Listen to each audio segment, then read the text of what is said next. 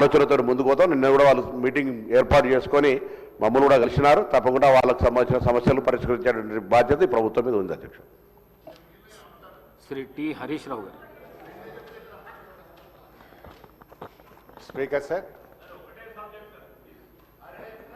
శ్రీధర్ గారు, మీ మాట తప్పకుండా నేను కూడా ఎల్ఏ మినిస్టర్గా పనిచేసిన ఒక్క సబ్జెక్ట్కే పరిమితం అవుతా. కాకపోతే ఆన్సర్ ఇస్తే సంతోషపడతాను. అట్లీస్ట్ ఇప్పుడు ఏమైందంటే ఇంతమంది సభ్యులు కొత్త సభ్యులు మాట్లాడుతుంటే మీరు ఎల్ఏ మినిస్టర్గా స్పీకర్ గారు 0 ఓవర్ ఒక అరణ్య రోదనగా మార్చకండి. ఏదో మాట్లాడినామంటే మాట్లాడడం కాదు, ఆన్సర్ రావాలి. వ్రాతపూర్వకమైన సమాధానాన్ని మళ్ళీ వచ్చే సెషన్ లోపు సభ్యులకు అందజేయించండి. గతంలో మేము పంపిన ఎల్ఏ మినిస్టర్గా నేను పంపిన మీరు కూడా ప్రయత్నం చేయాలని చెప్పి కోరుతా ఉన్నాను. అధ్యక్ష, నేను ఈ ఉద్యోగులకు సంబంధించినటువంటి అంశం మాట్లాడాలనుకుంటా ఉన్నాను. ఎందుకంటే ప్రభుత్వ ఉద్యోగులు అనేవాళ్ళు ప్రభుత్వానికి రథచక్రాలు లాంటి వాళ్ళు సంతోషంగా ఉంటేనే అభివృద్ధి కార్యక్రమాలు, సంక్షేమ కార్యక్రమాలన్నీ కూడా ప్రజలకు సజావుగా చేరేటువంటి అవకాశం ఉంటుంది. ఈరోజు వాళ్ళందరూ కూడా తీవ్రమైనటువంటి మనోవేదనతో, ఆవేదనలో ఉన్నటువంటి పరిస్థితి ఉంది. ముఖ్యంగా దేశంలో ఎక్కడ లేని విధంగా ఈరోజు రాష్ట్ర ప్రభుత్వ ఉద్యోగులకు 6 డిఏలు పెండింగ్లో ఉన్నటువంటి పరిస్థితి. అదేవిధంగా పిఆర్సీ అధ్యక్ష, ఈ ప్రభుత్వం వచ్చి 2 సంవత్సరాలైనా ఇంతవరకు పిఆర్సీ ఇవ్వలేదు. ఉద్యోగులందరూ కూడా కోరుతా ఉన్నారు వెంటనే పిఆర్సీ విడుదల చేయాలని. గతంలో కేసీఆర్ గారు 43-39% పిఆర్సీని మా ప్రభుత్వం ఇచ్చింది అధ్యక్ష. అదేవిధంగా ఉద్యోగులకు ఎంప్లాయీస్ హెల్త్ ఇన్సూరెన్స్ స్కీమ్ ఆ రోజు మేము జీవో కూడా ఇచ్చాం. దాన్ని మీరు అమల్లోకి తెస్తామని చెప్పి మేనిఫెస్టోలో పెట్టి కూడా ఈహెచ్ఎస్ స్కీమ్ను అమల్లోకి తేలేదు. దాన్ని కూడా వెంటనే అమల్లోకి తేవాలి. ఉద్యోగుల జీపీఎఫ్ తదితర బకాయిలన్నీ కూడా విడుదల చేయాలని మీ ద్వారా ప్రభుత్వాన్ని కోరుతున్నాం అధ్యక్ష. ముఖ్యంగా రిటైర్డ్ ఉద్యోగులైతే ఈ మధ్య మనం చూస్తూ ఉన్నాం 39 మంది రిటైర్డ్ ఉద్యోగులు బెనిఫిట్స్ ప్రభుత్వం నుంచి వాళ్ళ సేవింగ్స్ వాళ్ళకి ఇవ్వకపోవడం వల్ల వైద్యం కూడా చేయించుకోలేక ఈరోజు 39 మంది రిటైర్డ్ ఉద్యోగులు మరణించారు. బీఆర్ఎస్ హయాంలో కూడా దాదాపు 15,000 మంది రిటైర్డ్ ఉద్యోగులు రిటైర్ అయితే వాళ్ళందరికీ మేము టైం మీద డబ్బులు ఇచ్చాం. కానీ కాంగ్రెస్ హయాంలో, ఎందుకంటే ఈరోజు నేను అసెంబ్లీకి వస్తూ ఉంటే పొద్దున్నే నా సిద్దిపేటలో ఒక డాక్టర్ జగత్ Kumar Reddy retired JD veterinary పొద్దున్నే నా దగ్గరికి వచ్చి, అన్నా కొద్దిగా అసెంబ్లీలో మాట్లాడు, నేను అక్టోబర్ 2024లో రిటైర్ అయినా, ఇంతవరకు ₹1 రాలేదు. హైకోర్టుకు పోయి ఆర్డర్ తెచ్చుకున్నా అయినా రాలేదు. హైకోర్టులో కంటెంప్ట్ వేస్తే కూడా వాయిదాలు అడుగుతూ ప్రభుత్వం మమ్మల్ని ఇబ్బందులు పెడతా ఉంది. మా రిటైర్డ్ ఉద్యోగుల పెన్షన్ బెనిఫిట్లు ఇప్పించండి, చావు బతుకుల్లో ఉన్నటువంటి మమ్మల్ని కాపాడండి. 30-35 ఏళ్ళు ప్రభుత్వానికి సేవ చేసినటువంటి రిటైర్డ్ ఉద్యోగులను ఈ రకంగా వేధించడం ప్రభుత్వానికి తగదు, దయచేసి ప్రభుత్వం దృష్టికి తీసుకుపోండి అని చెప్పి పొద్దున్నే నా ఇంటికి 7 గంటలకే వచ్చి కూర్చున్నాడు సార్. నేను బయటకు వచ్చేసరికి ఏంది ఇంత పొద్దున్న వచ్చినామంటే, ఇట్లా ఉందన్న ఆరోగ్యం బాగాలేదని చెప్పమంటే బట్టి గారికి చెప్తా తప్పకుండా ఈరోజు నేను మాటించి వచ్చి ఈరోజు చెప్తా ఉన్నాను అధ్యక్ష.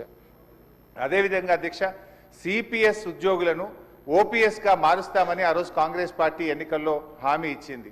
మరి ఎప్పటిలోగా ఓల్డ్ పెన్షన్ స్కీమ్ అమలు చేస్తారు? మరి ఈలోపు గత 2 సంవత్సరాల నుంచి సిపిఎస్ కింద రాష్ట్ర ప్రభుత్వం కట్టాల్సిన కాంట్రిబ్యూషన్ డబ్బులను కూడా మీరు కట్టకుండా దాన్ని దారి మళ్లిస్తూ ఉన్నారు. అసలు కాంట్రిబ్యూషను కట్టలేరు, ఓపీఎస్ తేకపోవడం వల్ల 2 లక్షల మంది సిపిఎస్ ఉద్యోగుల భవిష్యత్తు ఈరోజు ప్రశ్నార్థకంగా మారుస్తూ ఉన్నారు. దయచేసి సిపిఎస్ కాంట్రిబ్యూషన్ కట్టండి, ఓపీఎస్ విధానాన్ని ఇచ్చిన మాటకు కట్టుబడి తక్షణమే అమల్లోకి తేవాలని చెప్పి మీ ద్వారా కోరుతున్నాం అధ్యక్ష. అదేవిధంగా పోలీస్ డిపార్ట్మెంట్లో కూడా అధ్యక్ష సరెండర్ లీవులు 5 సరెండర్ లీవులు పెండింగ్లో ఉన్నాయి. టీఏలు రావట్లేదు, డిఏలు రావట్లేదు, స్టేషన్ అలవెన్స్ రావట్లేదు. మొన్న ఒక జూబ్లీ హిల్స్ ఎలక్షన్ ఉంటే యూసఫ్ గూడ బటాలియన్ మాత్రం సరెండర్ లీవులు టీఏ డిఏలు ఇచ్చిండ్రు. రాష్ట్రంలో 1,00,000 మంది పోలీసులకు సరెండర్ లీవులు టీఏలు డిఏలు రాక ఇబ్బందులు పడతా ఉన్నారు. దయచేసి పోలీసులను కూడా ఆదుకోవాలని, గతంలో నేను ఫైనాన్స్ మినిస్టర్గా ఉన్నప్పుడు ఎప్పటికప్పుడు సరెండర్ లీవులు టీఏ డిఏలు ఇచ్చాం. ఈ ప్రభుత్వం వచ్చిన 2 సంవత్సరాల నుంచి పెండింగ్లో ఉన్నాయి కనుక వాటిని విడుదల చేయండి. ఇవాళ పోలీసులు కూడా తీవ్రమైనటువంటి ఆవేదనలో ఉన్నారు. పోలీసులకు ఉండే ఆరోగ్య భద్రత స్కీమ్ కూడా బంద్ చేసిండ్రు. మీరు ₹1,00,000కే పరిమితం చేసిండ్రు. పోలీస్ కానిస్టేబుల్ చాలా ఇబ్బంది పడతా ఉన్నారు. ఆరోగ్య భద్రతను పునరుద్ధరించండి, గతంలో మాదిరిగా కార్పొరేట్ వైద్యం పోలీసులకు అందించాలని చెప్పి కోరుతూ కాంగ్రెస్ పార్టీ ఎన్నికల మేనిఫెస్టోలో తక్షణమే మేము ఉద్యోగులకు పిఆర్సీ ఇస్తాము, పెండింగ్ డిఏలు ఇస్తాము, బకాయిలు ఇస్తాము, ఓపీఎస్ తెస్తామని మాట ఇచ్చి ఈరోజు కాంగ్రెస్ పార్టీ 2 ఏళ్లైనా అమలు చేయకుండా మోసం చేస్తా ఉంది. జరిగిన అన్యాయం ఇప్పటికే చాలా జరిగింది.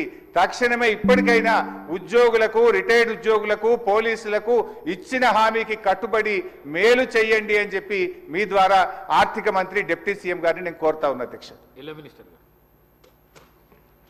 అధ్యక్ష, గౌరవ సీనియర్ శాసనసభ్యులు హరీష్ రావు గారు ప్రస్తావన చేసిన అంశాలన్నిటిని కూడా నోట్ చేసుకున్నాం అధ్యక్ష. కానీ సభ దృష్టికి కొన్ని విషయాలు ఈరోజు హరీష్ రావు గారు వారి పార్టీకి సంబంధించి ఉద్యోగస్తుల గురించి, వారి సంక్షేమం గురించి మాట్లాడుతున్నారంటే ఏ విధంగా ఉందంటే దయ్యాలు వేదాలు వలికినట్టు ఉంది అధ్యక్ష. ఉద్యోగస్తులకి ప్రతి నెల వారి జీతభత్యాలకు సంబంధించి 20 తారీఖు వరకు జీతాలు ఇయ్యలేని పరిస్థితుల్లో వారి ప్రభుత్వం నడిపారు. ఇప్పుడు వారి ఉద్యోగస్తుల గురించి మాట్లాడుతూ ఉన్నారు అధ్యక్ష.